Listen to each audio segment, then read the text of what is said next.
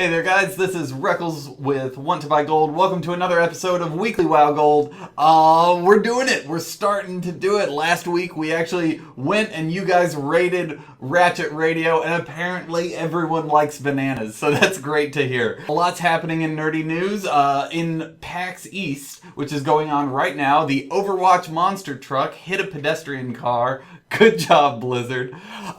Tracer got released in Heroes of the Storm. I, as usual, went completely nuts. This is my new favorite hero. I hit Master with her, and unfortunately, when you buy the Master skin, you don't get Tracer's Lamborghini. Shucks. Who are we kidding, though? The big news this week is that Legion has a release date! It's pretty far away, though. I'm not as far. So I'm gonna start this week with something that's been bugging me more than it should have.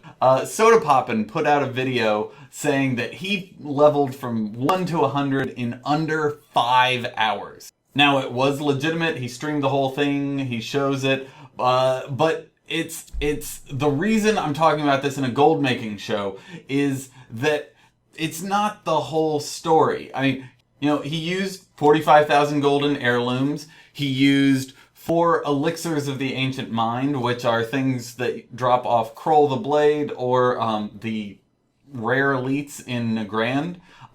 In order to get one of them, you have to kill about 30 elites, and he had 4 of them. He also had 20 Elixirs of the Rapid Mind, which cost 3,000 to 5,000 gold each, and aren't very common on the auction house. So you have to spend a couple weeks farming those on the auction house. The point of this is that, he spent days and weeks farming this stuff up when he could have just been leveling during that time.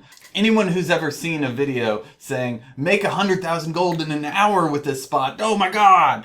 A little light bulb goes off in your head saying, wait a second, you don't actually make 100,000 gold in that hour. In gold making, we know the difference between looted item value and gold per hour now. So the moral of all this is really ask your gold guide makers to specify the difference. Don't use gold per hour if what they're talking about is looted item value. There's a difference, and it's important. Both are fine and viable means of making gold or leveling, but it's different. Next, we've got a fantastic video from Ninja Kuma, who opened 200 smuggled sacks of gold from his Garrison. Now, this is that thing you buy with Garrison resources, 50, I think, and I've played around and tested this on a very small scale, but I've never just maxed out my Garrison resources and spent everything on these smuggled sacks. Interestingly now, this is a viable means of making gold. Next, we've got a video from HC Nev, who did a hearty soup bone farming route in Nagrand.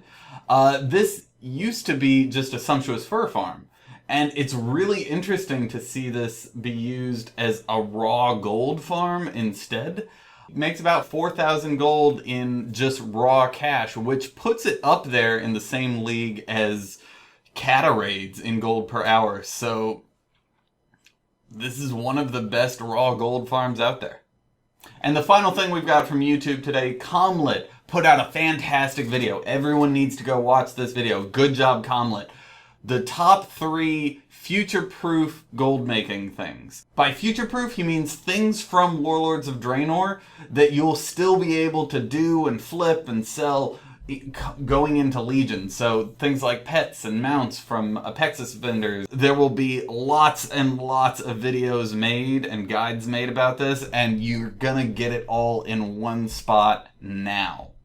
Moving into the blogosphere, we've got a great walkthrough from WoW Pet Addiction. This is Perks and Peeves, who talks about some of the pet tuning coming up in Legion. Now, why does this matter? Well, you should keep an eye on some of the major changes going on in pet battling, because you can make tens of thousands of gold per day in trading pets. And one of the big things that changed recently is Howl only applies to the first attack. So the Howl Bomb strategy doesn't exist anymore, which it opens up a new environment of selling and trading. It changes the pet trading market considerably. Bubbles of Mischief put out a great blog. I'm actually cheating. It was 2 days before this week on the add-on Transmog Hunter. This will help you get the fabulous title.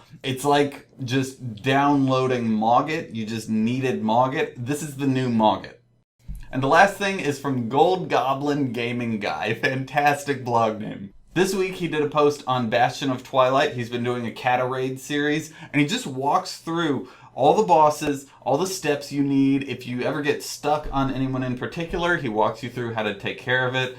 Gold breakdown, all that stuff, anything you need to watch out for, and any glyphs that are particularly important are there as well. Alright, we've got just a couple of blue tweets for you. Robert Kaczynski, who's playing Doomhammer in the Warcraft movie, he posted a behind-the-scenes look at the Lion's Pride Inn and all the amazing detail that went into making that accurate. Screen accuracy is super important. I used to do Rocky Horror Picture Show, so I have this thing for screen accurate. It's weird, but I love this. It's fantastic. And in gold tweets today, we've got the ever-fabulous Gold Queen, who posted up an interesting new gold sync that's out, the new Empowered Ring of the Kirin Tor. Not only does this teleport the caster to Dalaran, but it is also an 865 ring. So it's usable, epic, eye-level gear. So that's interesting to see that that's where they're taking their gold sinks. That's all I've got for you today. Thank you for watching. Make sure to subscribe. Go support me on Patreon if you want. And here is a montage of Tracer blowing people up. I hate to see your enemy.